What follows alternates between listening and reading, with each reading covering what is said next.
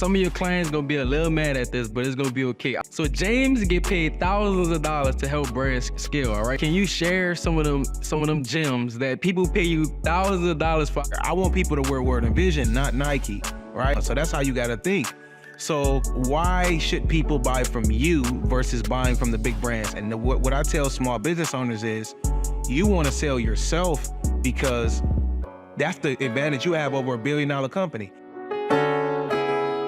Welcome back to the channel. And if you're new to the channel, I'm Nicholas Clark, co-owner and designer of WRLDINVSN. And we back with another one. All right, usually y'all see Marlon that introduces us, but it's me. All right, I'm the takeover, so y'all know when it's me on here, it's definitely about to go down. All right, so I got a guest today. Y'all are pretty familiar with this guy.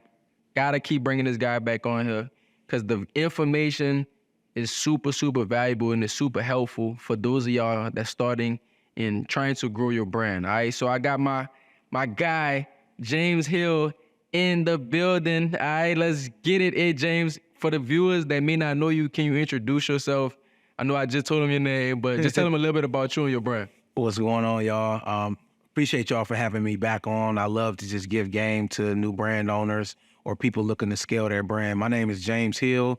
I started my brand, Black Millionaires, about 4 years ago, and I started the brand to be able to provide a platform for entrepreneurs who want to learn and grow and leverage their my platform to grow their brand and to help them acquire customers. So we have millions of followers on social, but our largest platform is Instagram. So we got 840,000 on there. So we use our platform to help entrepreneurs acquire customers and to share positive news around business and entrepreneurship, financial and wealth literacy. Hey, let's get it. All right, so check this out. Before we get into this video, I'm gonna need you to hit that like button. I'm gonna need you to subscribe, and I need you to watch this video all the way to the end if you want to win 100 free t-shirts. All right, so you need to let us know, what did you learn from this video? All right, what information did you take away, and what information is you gonna actually go take action on? All right, and you'll be into win those 100 free tees. All right, now inside of this video, what we're gonna be covering is marketing and sales. You never could get enough of marketing and sales, right, James? Facts, man, I love it. Never could get enough of it, all right? So what we're gonna be talking about is how you can start to use the information that we're gonna teach you today, and you're gonna start to go out and start to create those sales, all right? Now, when it comes down to selling, you have to know about the person that you want to sell to. All right, so with that being said, let's just kick it off with some game right away, James. I want you to tell us a little bit more about, you got, how many followers you got on Instagram? 840,000. 840,000. All right, so I need y'all to take this information super serious, and I need y'all to take action on this information because James about to give you some gems, all right? Now, when it comes down to making sales, like I said, you need to know the person that you're trying to sell to. Can you give us some information on how should someone go about finding their avatar, and how should they go about selling to that person? See, a lot of times when people create businesses, they think about other people, right? They think about all the customers that they're going to sell to, and they never think about their buying habits and their buying decisions. But just like you, WRLDINVSN is a reflection of you and Marlon. My Black Millionaires is a reflection of me, right? So a lot of people are trying to sell to other people and don't look at themselves. How do you buy? How do you make your buying decisions? So when you go on a website and your website is clunky and it's not loading and the products don't look good, you get off that website automatically because you're like, okay, this website doesn't look professional. But then when you go look at your website and you don't want to invest in your website and people are doing the same thing, and now you're looking at it and saying, why I'm keep having these abandoned carts? Why are people coming to my site and it's not converting, right? So I always encourage people to think about yourself. So if you don't know your customer avatar, you become the customer avatar.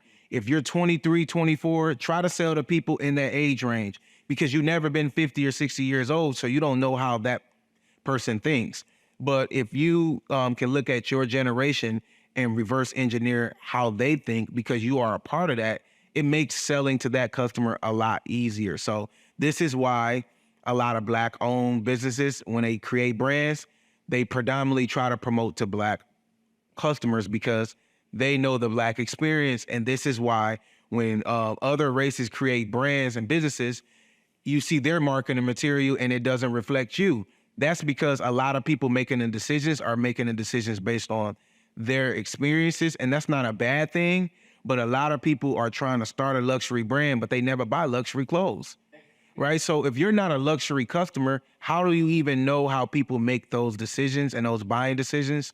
And that's why I personally wouldn't do good at creating a luxury clothing brand, because I don't go in Louis Vuitton and spend, you know, $2,000-$3,000 on a shirt. Now I will buy a bag, I will buy some shoes. So if I was going to create anything luxury, I would create the products that I know I buy and not something I think I can make money on, because a lot of people go in trying to make money and they end up losing money because they're stuck with the inventory because they're not thinking about the end consumer they're trying to sell to. It's like doing what you know, right? It's like with us. Honestly, bro, like I like to wear a new shirt like every time I step out, and I'm not trying to wear a new $1,000 shirt every time I step out. So I'm cool. Like I come from the era of like going to the corner store and buying a $5 tee. Right. The white tees. Buying a white tee, going to the club or going out to a party, and I'm good with that white tee. So like with our brand, like we don't try to do something that we know that we not even gonna support. Now it's crazy because that's how we started though. We really was selling $40 shirts, bro. $40 tees. Like I promise you, when we dropped those shirts, we probably only sold 1 or 2 shirts. And it wasn't from people where we didn't know. It was from family members because they wanted to support us, right? And you can't scale that. Yeah, you can't scale support at all. You can't scale that. So it's like we didn't want to go outside of our bubble. So we created our brand to be affordable, to be able to be to where if you want to wear a new shirt every week, hey, just come spend $10. All right. So I like that you said that. And then the other thing that you said, just like main thing you said was people buy from people. So like you gotta know there's other people that just like you out there. So how can you create a product in a business that could solve that problem? And which comes to my next question is just like, if you had to build another business, would you build the product first or would you think about the person that you want to sell to first?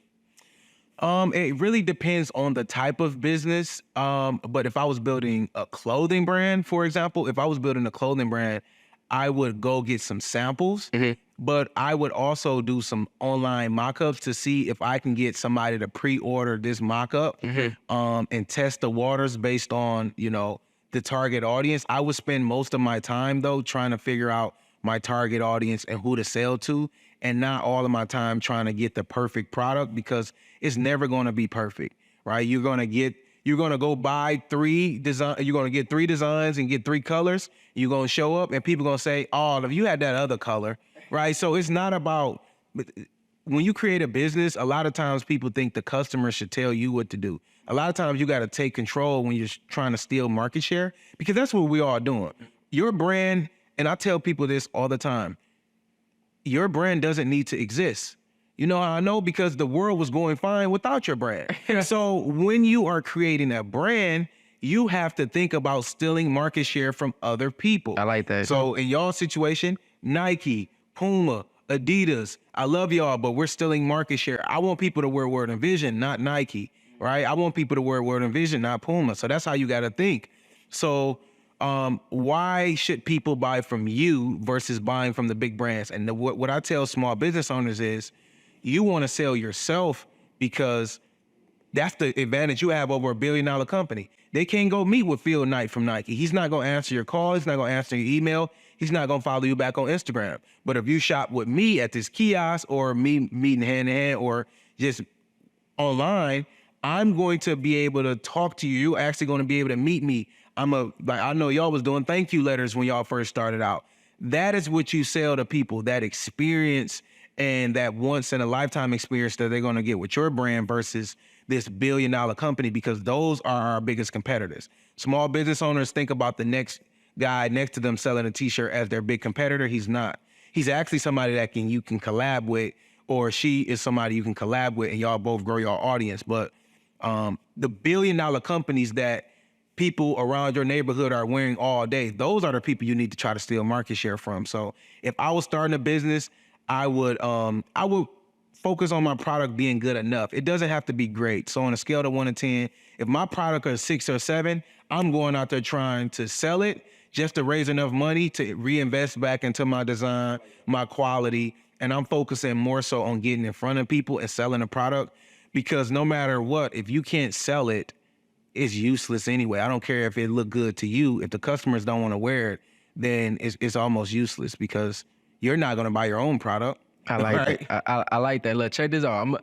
Some of your clients gonna be a little mad at this, but it's gonna be okay. I'm gonna need some of that. So James get paid thousands of dollars to help brand scale, all right? And that's not just a clothing brand. It can be a product brand, or it could be a digital brand, right? So can you share some of them gems that people pay you thousands of dollars for? I know you got like a tree, or I forgot what it was. It was like a pyramid or something. Yeah. And you walk them through this pyramid. Can we get some of them gems that you teach these clients that you have? What's one or two things that you could share with the audience to help them scale their brand? I'm gonna give y'all a tip, right? So when it comes to a sales cycle, meaning there's 5 different type of consumers, right? There's the pre-order consumer, meaning these are the people who are going to sit outside for Apple. When Apple drop an iPhone, they're going to be at Best Buy waiting out in the line. They're going to be ordering 3-4 months in advance. They're going to pre-order your shirt just because it's on the website. These are the type of consumers that just want something that other people don't have so they can brag about it. I have an auntie. She had the new BlackBerry before it came out. She had the Razor. She had the Nextel Chirp, and then the iPhone, iPad. She spent like $3,000 on a flat screen, because that's the type of person she is. She wants stuff before everybody, right? So that consumer, you have to start selling to when you are starting out. But the consumer that most people, and like that I am, is the Me Too consumer, meaning I see you wearing this and I'm like, I haven't seen that before. What is that? Oh, you like, oh, this is World Envision. They're based out of New Orleans, whatever. And then I go buy. But the thing about it, you would never get me if you're not doing a pre-order.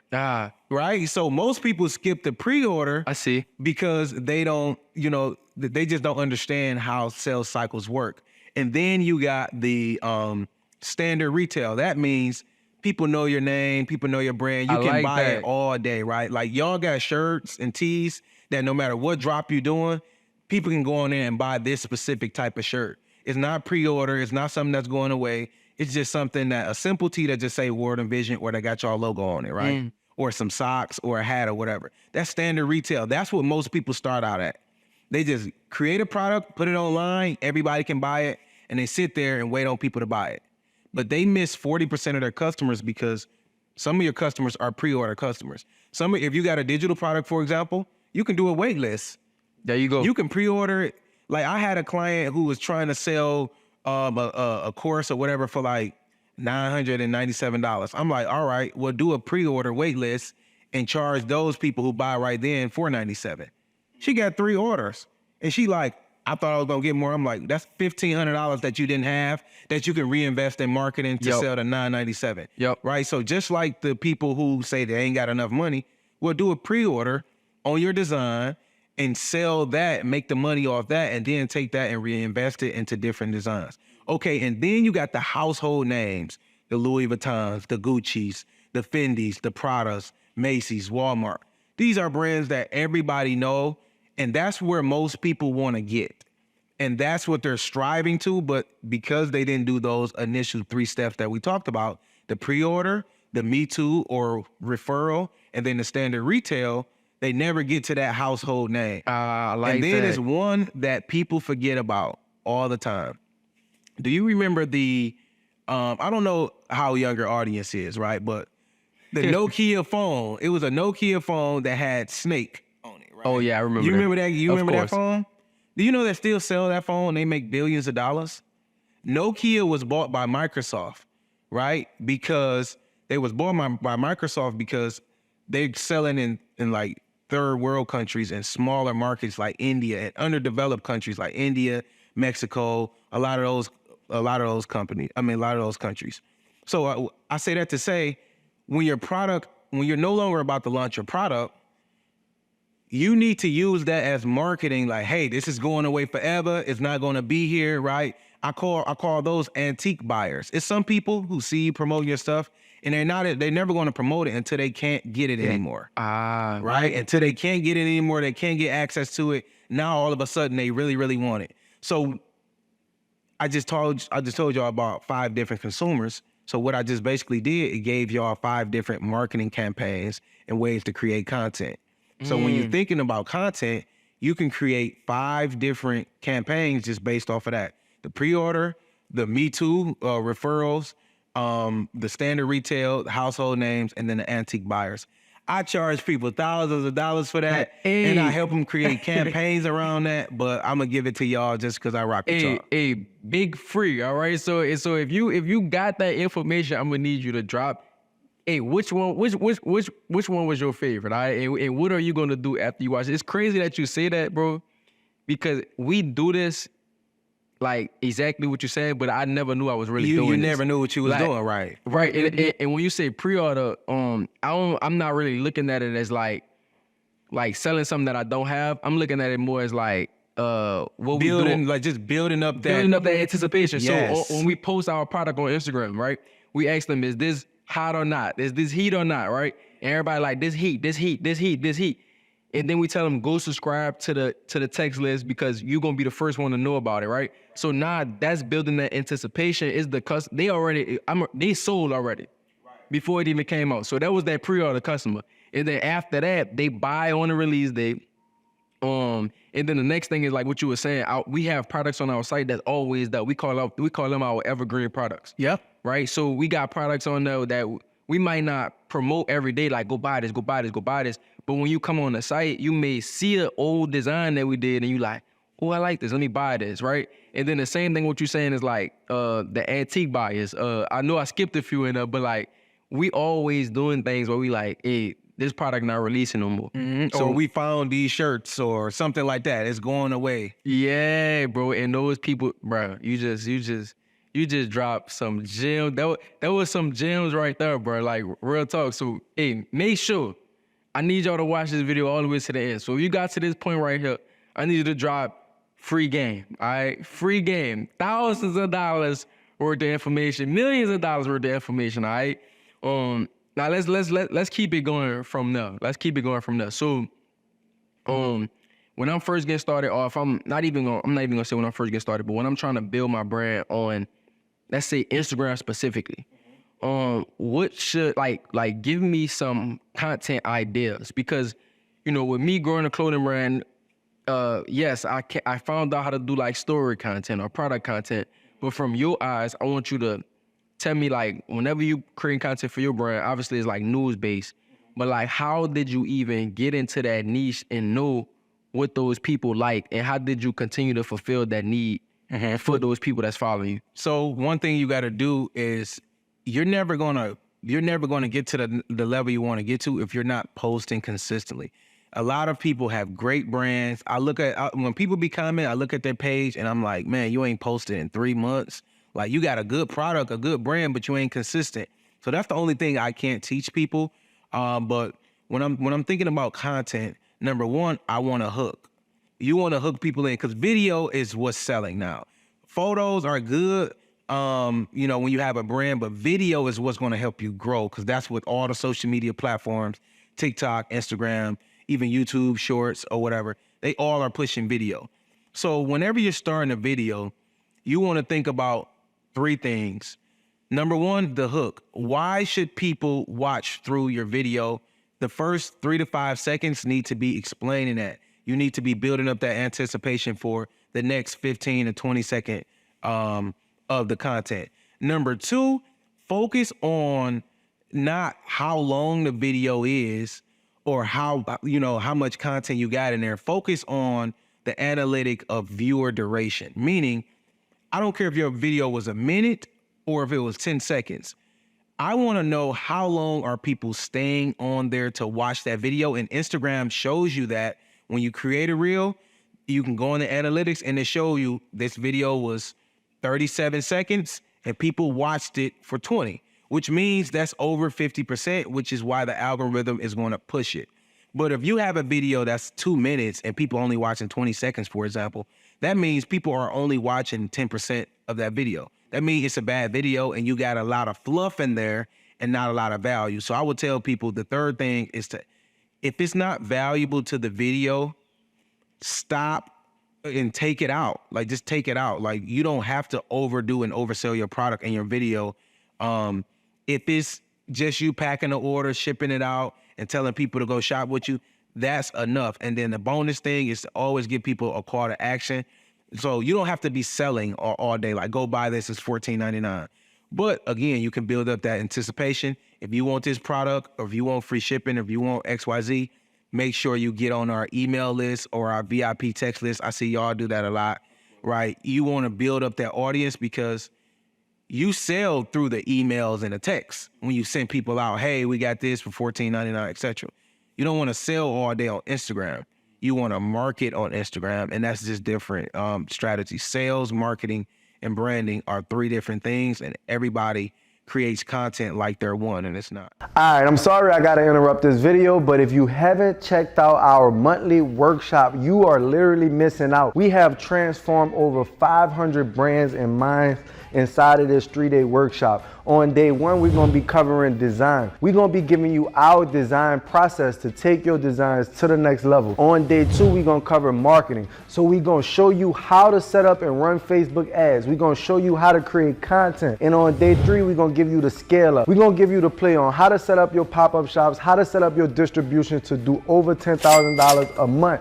You don't want to miss this. If you're ready to continue to scale your brand, literally all I need you to do is click the link in the description. It won't take long, and we'll go ahead and see you in that workshop. Let's get back into the video.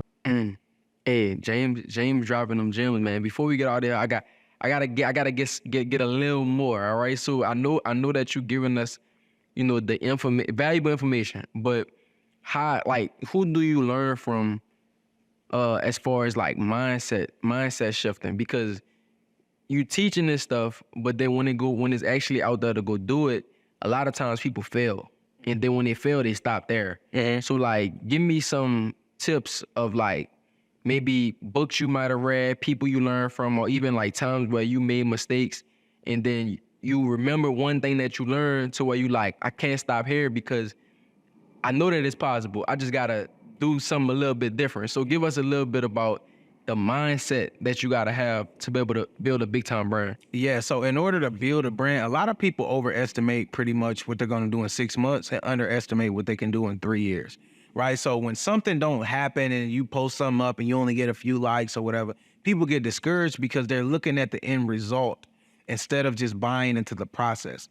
No matter what, if you have a brand, you have to post consistently and you have to continue to grow your brand. So when you going into your brand to grow, think about, did I post 3 times today? Did I post on my story? Did I send out that email? Did I post on my page? Don't think about, did my story get 20 views or 200 views or 300 views? Because what you're doing is you're comparing yourself to other people instead of comparing yourself to yourself and to your process. So I would tell people to really buy into being consistent. And if you're not going to be consistent, you might as well give up. You might as well quit. Nobody, no brand that you know, like, and trust is going to act like, we don't know no brand that is actually $1 million brand, $1 billion brand, or even 6-figure brand that is not consistent. So what I would tell people is, for 1, commit to being consistent. 2, get some good books. So a good book that I love. Drop us some good books. My favorite book is it's called The Celestine Prophecy.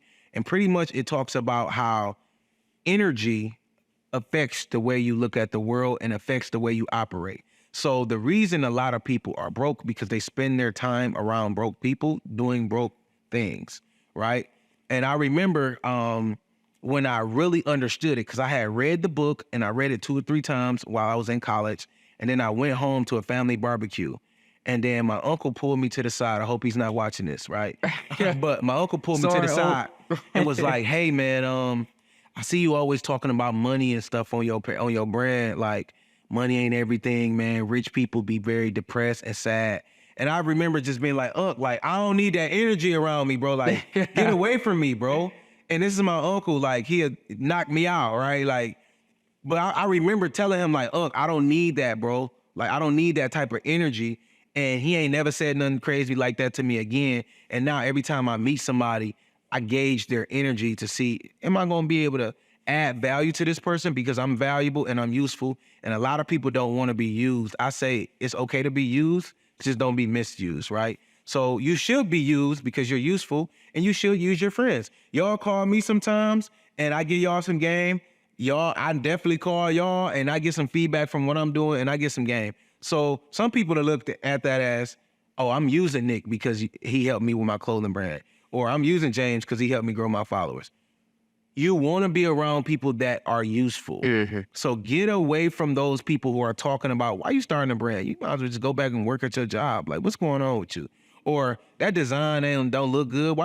I wouldn't wear that. Okay, you're not my type of customer. Yep. Move on, right? Like so the energy you have in your life is so important because it plants the seeds to the thoughts that you believe. Your thoughts become your actions become your results become your life. and it's crazy that you say that, because like even when you have a disbelief, like you need energy that basically push you to go past that. Like, you know, it's sometimes that it's like even with us, like we'll call each other and we wouldn't even think that.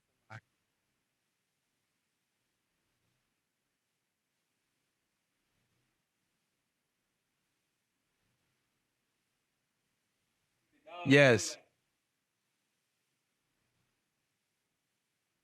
It's just pushing.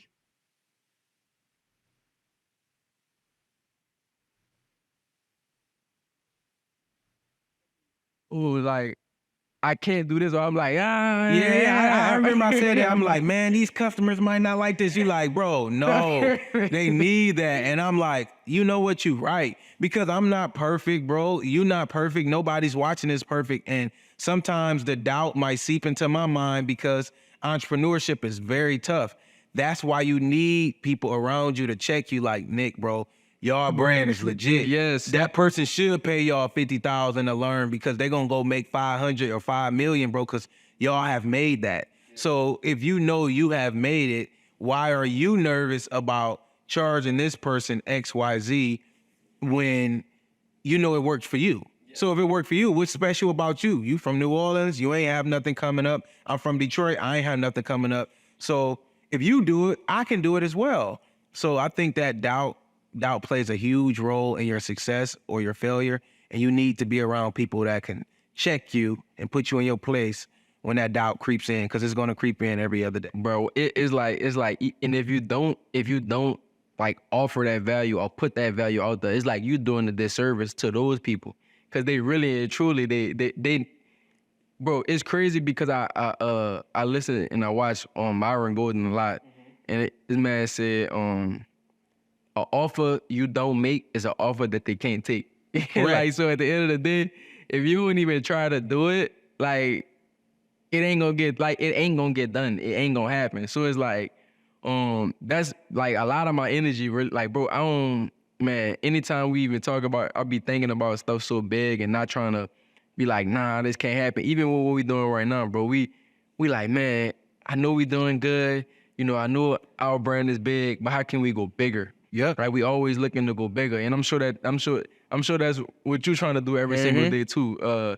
Hey man, if y'all got a lot of game, anything you want to leave the audience with? And before I head out of there, anything that you want to leave the audience with? I will leave the audience with this. There's a difference between branding, marketing, and sales. And I'm gonna try to make this real easy so y'all can digest and understand it. Think about branding, marketing, and sales in terms of a dating situation, because everybody isn't an entrepreneur, or everybody don't understand entrepreneur. You didn't grow up with parents that are entrepreneurs, so you might not understand this.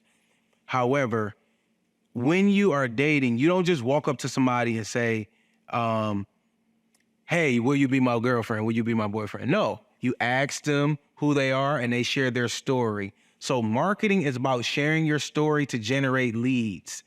Once you get that lead converts into a sale. So then you ask the person, hey, would you actually want to go on a date with me? That is when you're asking somebody to make a buying decision about your product. Hey, buy this product, right? And then branding is why that person stays with you, right? So why that customer becomes a repeat customer. So branding is customer service, it's your perceived value of your brand, and it's how you package your product that is consistent with your logo, your messages, your story, and your price point, because your price is a part of your brand. So if you got a luxury brand, but your shirts are, $5, people are going to be like, I thought this was luxury, right? So some of y'all think you would make more money lowering your price. You actually will make more money increasing your price if you have a luxury brand. So your brand your brand is pretty much connecting the dots and keeping your customers there, but marketing, sales, and branding is totally different, and you approach each of them different. Yo, it sounds like cool, warm, hot. All right? Yes, sir. Hey, man, appreciate y'all so much for watching this video. I can't wait to see who in these 100 free t-shirts, all right? So I'm co-owner and designer of WRLDINVSN, and we out.